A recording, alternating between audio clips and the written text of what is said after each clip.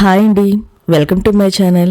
కంటికి కనిపించే దైవం సూర్య భగవానుడు ప్రపంచానికి వెలుగునిస్తూ సకల జీవరాశులకు ప్రాణశక్తి రావడానికి దోహదం చేసిన సూర్యుడి పుట్టిన రోజును రథసప్తమి అంటారు.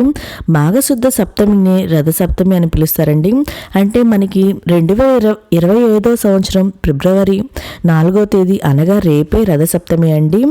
ఈ రోజున మనం కొన్ని నియమాలు పాటిస్తా ఆ సూర్య భగవానికి పూజ చేసుకుంటే చాలా మంచిదండి. ఈ రోజున సూర్య భగవానుడికి పూజ చేసుకోవడం వల్ల సమస్త సౌఖ్యాలు, అలాగే పూర్తి చక్రవర్తిత్వము, అలాగే పూర్తి ఆరోగ్యవంతులుగా ఉంటామండి. అయితే ఈ పూజ ఎలా చేసుకోవాలి, మనం కొన్ని నియమాలు ఎట్లా పాటించాలి అనే విషయాలు నేను వీడియోలో తెలియజేస్తాండి. ఈ రథసప్తమి రోజున మనం ముందుగా చేయాల్సిన పని ఏంటంటే రథసప్తమి స్నానం అండి. ఈ రథసప్తమి స్నానం ఎలా అంటే మనం 7 జిల్లెడాకులు కానీ లేదా 7 చిక్కుడాకులు, మగవారైతే 7 జిల్లెడాకులు, ఆడవారైతే 7 చిక్కుడాకులు తెచ్చుకొని తలపైన భుజాలపైన పెట్టుకొని మన స్నానం అయితే ఆచరించాలండి. ఇంకా వాటిపైన ఒక 2 రేగిపళ్ళైనా పెట్టుకొని మనం ఈ స్నానం అనేది ఆచరించాలి. ఈ రథసప్తమి స్నానం అనేది ఆచరించడం వల్ల 7 జన్మాలలో ఉన్న పాపాలనేవి నశిస్తాయని నమ్మకం అండి. అందుకని ఈ రథసప్తమి రోజున ప్రతి ఒక్కరూ తప్పకుండా ఈ రథసప్తమి స్నానం అనేది ఆచరించాలి.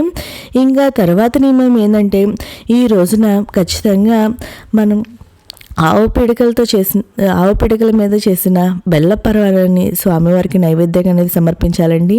అంటే మనం ఇప్పుడు ఉన్న అపార్ట్మెంట్లలో అలా మనం ఆవు పిడకలు అనేది మనకు దొరకదు కాబట్టి మనం గ్యాస్ పొయ్యి మీదే ఆ స్వామివారికి ఆవు పాలతో చేసిన బెల్ల పరవానాన్ని ఈ రోజున నైవేద్యంగా పెట్టాలండి.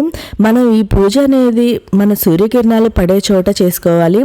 ఒకవేళ మీకు అలా కుదరకపోతే మన ఇంట్లోనే తులసి కోట దగ్గర కానీ మన పూజా మందిరంలో అయినా సరే ఈ పూజ అనేది చేసుకోవచ్చండి. ఇంకా ఈరోజు ఇంకొకటి ఖచ్చితంగా చేయాల్సిన పని ఏంటంటే 7 చిక్కుడు ఆకులతో మన రథం అనేది చేయాలండి. ఈ రథం ఎలా చేయాలో మన ఛానల్లో ఆల్రెడీ వీడియో ఉందండి. ఒకవేళ మీకు ఇంట్రెస్ట్ ఉంటే ఒకసారి చూడండి. ఇంకా ఈ రోజున గోధుమల దీపం అనేది వెలిగించాలండి. ఎందుకంటే గోధుమల దీపమే ఎందుకు బియ్యంతో దీపం వెలిగించకూడదంటే సూర్యభగవానుడికి గోధుమలు అంటే చాలా ఇష్టం అండి. అందుకే ఈ రోజున ఖచ్చితంగా గోధుమల దీపం అయితే వెలిగించాలండి.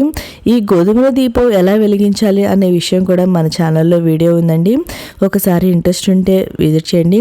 నేనైతే ఇక్కడ మా ఇంట్లోనే ఒక కింద పీట వేసుకొని ఆ పీట పైన మన 7 చిక్కుడుకాయలతో చేసుకున్న రథాన్ని అయితే పెట్టినండి. పెట్టుకొని ఒకవేళ మీ దగ్గర స్వామివారి విగ్రహం చిత్రపటం ఉన్న ఆ చిత్రపటమైనా పెట్టుకొని పూజ అయితే చేసుకోవచ్చు. లేదా మనకి యంత్రాలు ఉంటాయి కదండి, స్వామివారి రౌండ్గా ఉన్నవి, ఆ సూర్యకిరణాలలా ఉన్నవి, అదైనా పెట్టుకొని మనం పూజ అయితే చేసుకోవచ్చు. నా దగ్గర ఇవేమీ లేవండి. అందుకే 7 చిక్కుడుకాయలతో రథం అనేది చేసుకొని ఒక తమలపాకు మీద ఆ రౌండ్గా సూర్యకిరణాల లాగా ఒక ఆకారం అయితే గీసుకున్నా అండి. గద్దంతో గీసుకొని ఈ పూజ అయితే చేసుకుంటున్నా అండి. ఇలా రథంతో చేసుకొని ఆ స్వామివారి దగ్గర గోధుమల దీపం అయితే పెట్టుకొని ఆ స్వామివారికి పూజ అనేది చేయాలి. ముందుగా మనం ఆదిదేవుడైన గణపతికి పూజ చేయాలండి. మనం చేసే పనిలో ఎటువంటి ఆటంకాలు ఉండకూడదని ముందుగా గణపతికి పూజ చేసి గణపతికి దీపం నైవేద్యం అనేది సమర్పించాలి. దీపం అనే నైవేద్యంగా బెల్లాన్ని అయితే సమర్పించాలండి. తర్వాత నేను ఇక్కడ గోధుమల దీపం అనేది వెలిగించుకొని స్వామివారికి నైవేద్యంగా 7 చిక్కుడాకులు కానీ లేదా రేగి ఆకులు కానీ తీసుకొని వాటిలో బెల్లపన్నాన్ని 2 రేగి పళ్ళని నైవేద్యంగా సమర్పించాలి. మీరు ఈ పూజ అంతా మీరు తులసికోట ఉంటే అక్కడైనా చేసుకోవచ్చండి. మాకు ఇవేమీ లేదు అనుకునే వాళ్ళు పూజా మందిరాలనే చేసుకోవచ్చు, లేదా సపరేట్గా పీఠాన్ని ఏర్పాటు చేసైనా చేసుకోవచ్చండి ఈ పూజని. నేనైతే ఇక్కడ సపరేట్గా పీఠం ఏర్పాటు చేసుకొని ఒక రథం ముగ్గు వేసుకొని అక్కడ ముందు మనం ఈ పీఠం అనేది ఏర్పాటు చేసుకొని ఈ పూజ అయితే చేసుకోవాలి. మనం ఈ బెల్లపన్న అనేది అంటే మనం చెరుకు గడ ఉంటుంది, ఆ చెరుకు గడ సహాయంతో ఆ బెల్లపన్న అయితే స్వామివారికి నివేదనగా పెట్టానండి ఉపయోగించుకొని. ఇంకా ఈ రోజున తప్పకుండా చేయాల్సిన ఇంకో పని ఏంటంటే మన ఉదయం స్నానం అనంతరము సూర్యునికి అర్ఘ్యం అనేది సమర్పించాలండి. ఈ అర్ఘ్యం ఎలా సమర్పించాలంటే మనం ఒక రాగి చెంబు తీసుకొని దాంట్లో కొన్ని నీటిని తీసుకొని ఎర్రటి అక్షింతలను ఎర్రటి పూలను వేసేసి మనం సూర్యుడిని చూస్తా కిందికి నీటినైతే వదలాలండి. ఓం సూర్యదేవాయ నమః అంటూ ప్రథమ అగ్ర సమర్పయామి అంటూ మనం సూర్య భగవానికి నీటినైతే వదలాలండి. ఒకవేళ మీరు ఒక ప్లేట్లో అయినా వదిలి వాటిని చెట్లలో అయినా ఈ నీటినైతే పోయొచ్చండి. ఇలా సూర్యునికి అర్ఘ్యం అనేది ప్రతి ఒక్కరు ఈ రోజున సమర్పించాలండి. మనం ఈ బెల్లపన్ను అనేది ఈ మాఘమాసంలో వచ్చే ఈ అన్ని ఆదివారాలు ఈ స్వామివారికి ఈ బెల్లపని అనేది చేసుకొని స్వామివారికి నైవేద్యంగా పెడితే చాలా మంచిదండి. ఇంకా ఈ రథసప్తమి రోజు దానాలు అనేది చేస్తే చాలా మంచిదండి. అంటే గొడుగులు కానీ చెప్పులు కానీ ఎవరికైనా దానం అనేది ఇస్తే చాలా మంచిదండి. ఈ రథసప్తమి రోజున మనకు తోచినంత వాటికి మనం ఈ పూజ అనేది చేసుకోవచ్చు. మనకి ఎంత కుదిరితే అంతలో ఆ సూర్య భగవానికి పూజ అనేది చేసుకోవచ్చు.